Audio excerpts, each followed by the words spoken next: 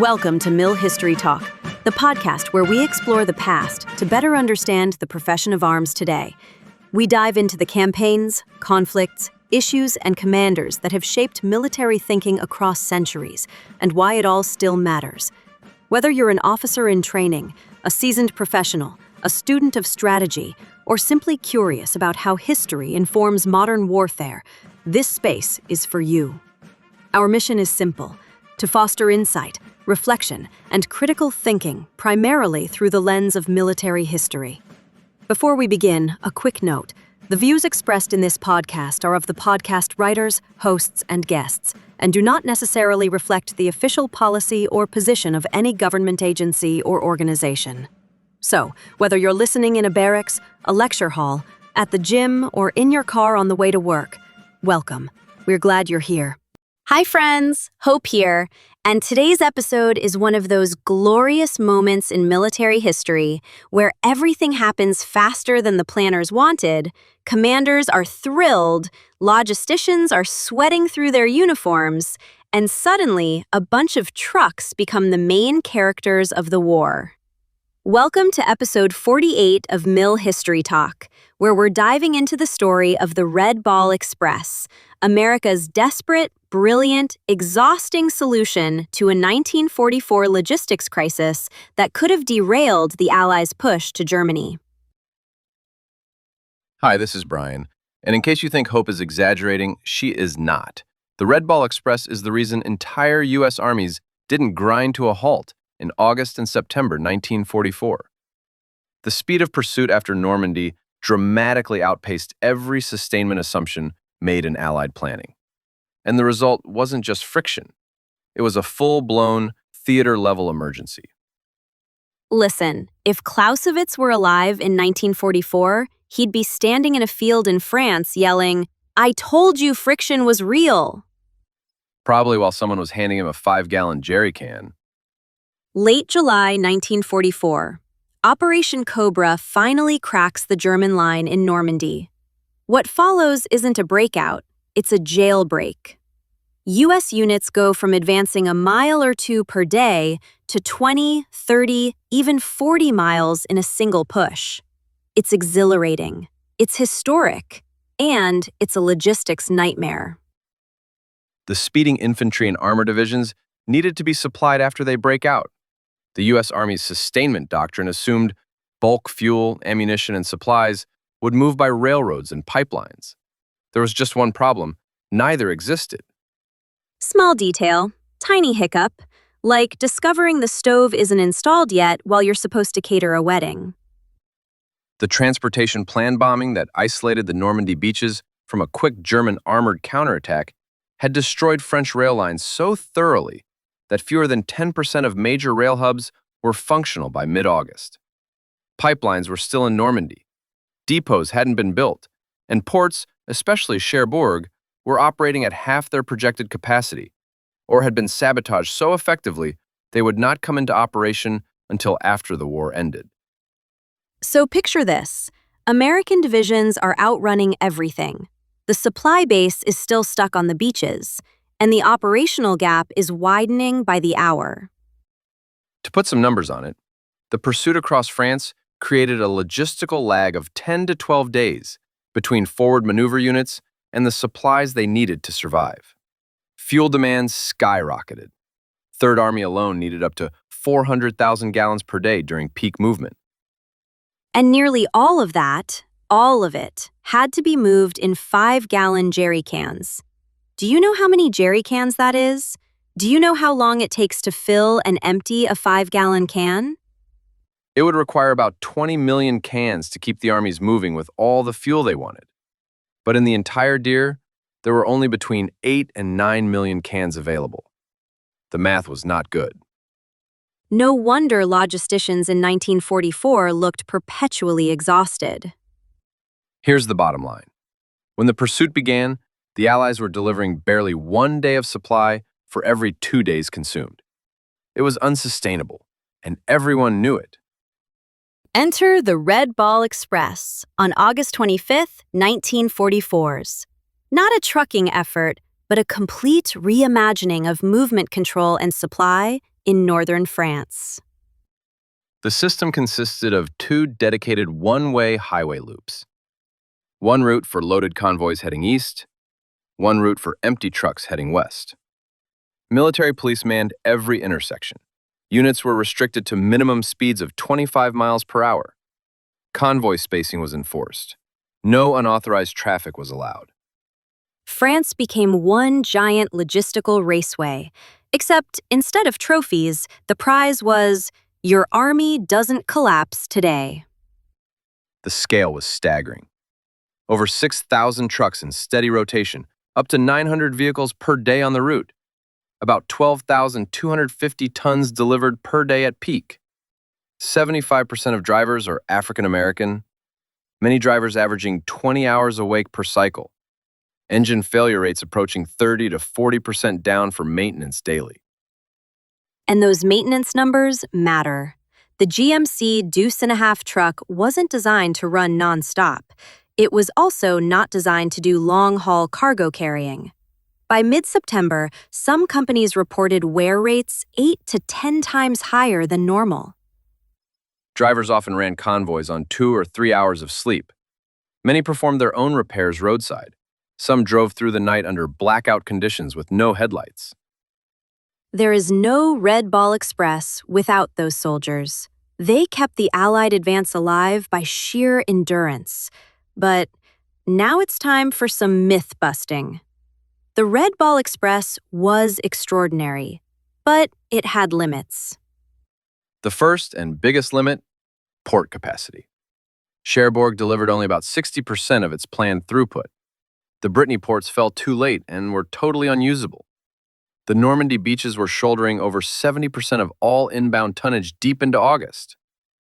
You can't deliver 20,000 tons a day to armies if only 12,000 tons are entering the theater. Second limit, insufficient tonnage. Even at peak, Red Bull delivered roughly half the daily requirement to sustain continuous, multi-army offensive operations.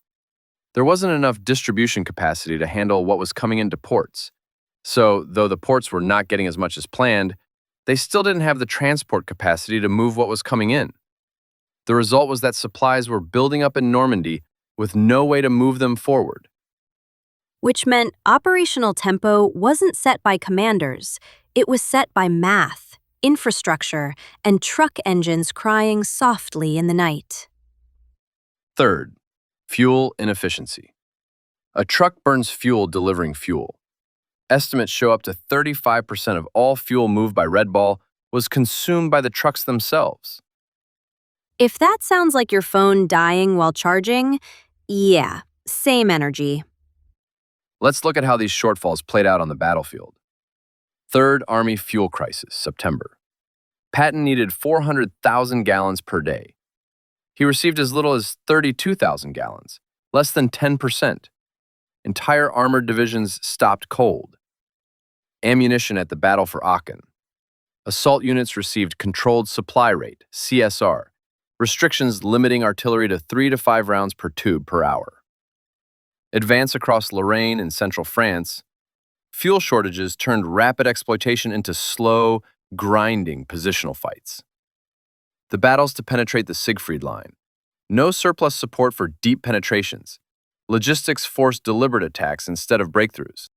So basically, logistics looked at Allied commanders and said, "You may have plans, but I have reality."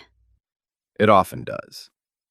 And yet, despite all these limitations, the worn-out engines, the port shortfalls, the demolished railways, the Red Ball Express kept delivering. But it wasn't enough to sustain the level of ambition that Allied commanders wanted. The math simply refused to cooperate. By mid-September, the sustainment system was close to collapse. Truck readiness had fallen below 60%, with some companies reporting fewer than half their vehicles operational. Maintenance units were overwhelmed. Drivers were exhausted, and the forward armies were receiving only 40 to 55% of their required daily tonnage.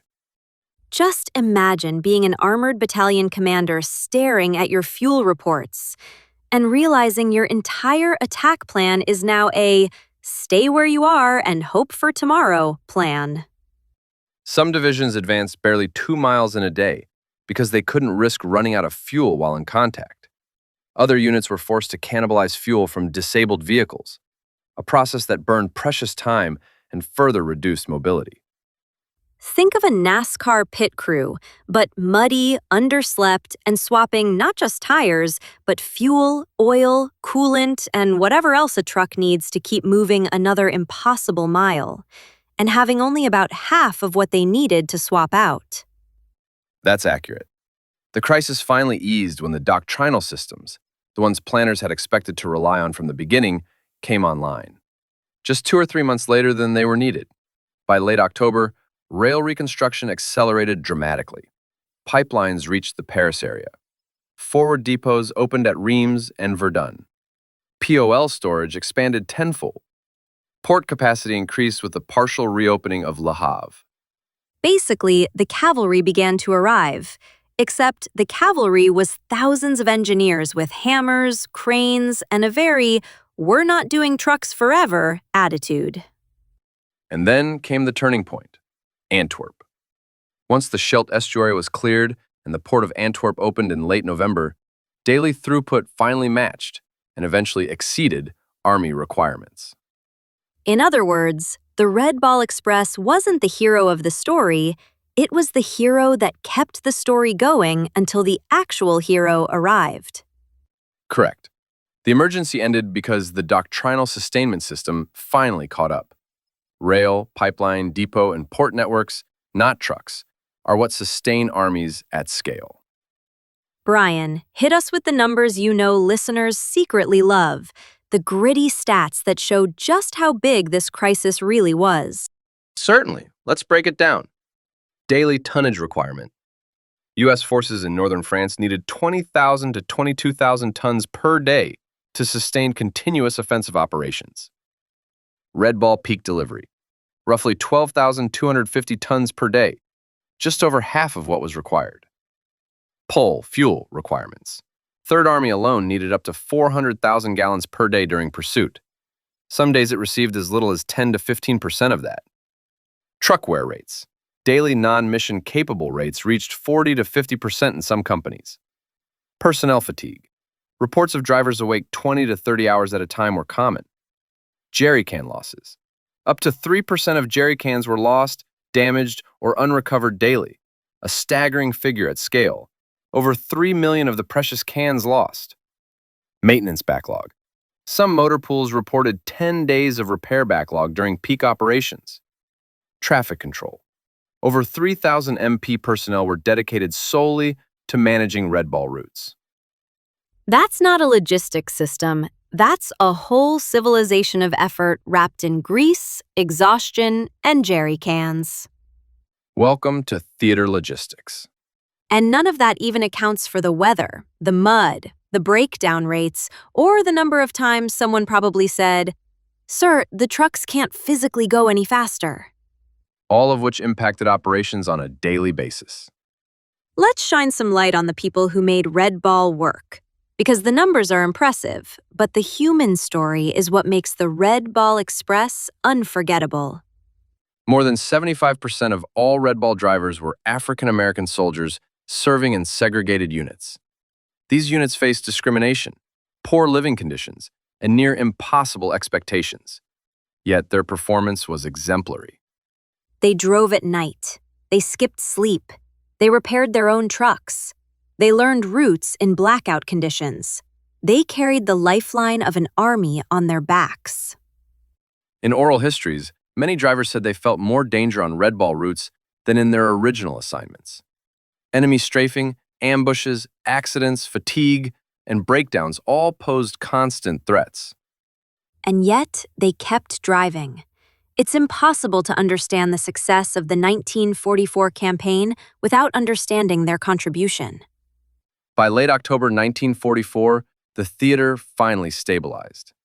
Not because trucks suddenly became more efficient, but because the long-term sustainment systems, the ones the U.S. Army had always planned on, finally caught up with maneuver forces.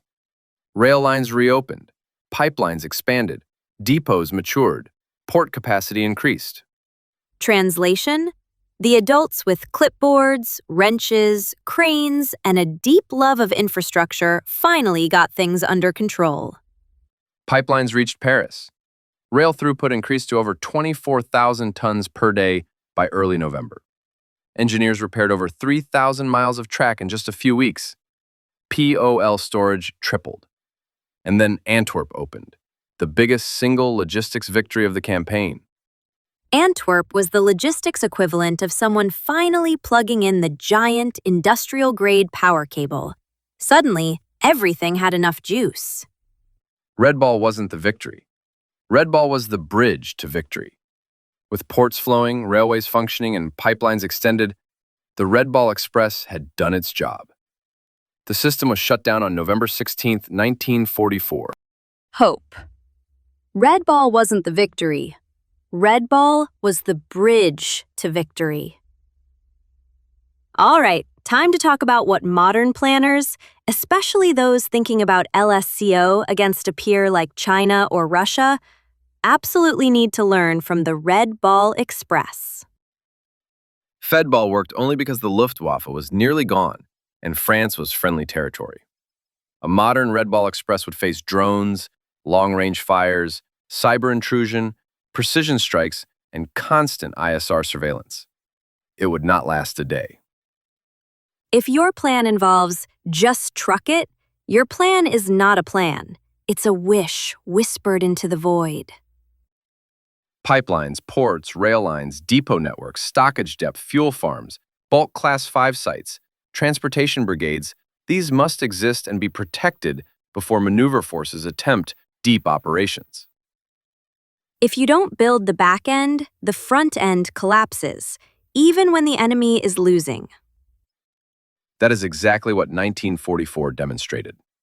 The U.S. Army outran its ability to sustain itself. No modern commander can assume away that risk. For 20 years, the Army optimized logistics for counterinsurgency environments. But LSCO requires specialized expert transportation units, also expert rail, port opening, pipeline, movement control, watercraft, and heavy truck companies. Multifunction logistics is perfect for tactical support. It doesn't scale up. The theater needs logistics commanders who are experts in their logistics function and have theater-wide authority, so solve problems and eliminate bottlenecks. Deadball shows what happens when you try to replace those specialties with everyone drive trucks. Spoiler, you get exhausted drivers, broken engines, and armies staring at empty fuel gauges. CSR, controlled supply rates, dictated the pace of operations in 1944. They will do so again in LSCO. Artillery rationing, fuel allocation, and movement priorities will determine tempo. Which brings us to what Clausewitz fans, hi, yes, that's me, already know. War is a contest of wills shaped by friction, and nothing creates friction like logistics. Red Ball was an extraordinary adaptation in wartime, but the conditions that made it possible no longer exist. Modern forces must be sustained by robust theater systems, not emergency trucking. At the risk of being redundant, if trucks are your strategy, you don't have a strategy. And that brings us to the end of episode 48 of Mill History Talk. Thank you for exploring one of the most impressive and exhausting logistics operations in U.S. Army history.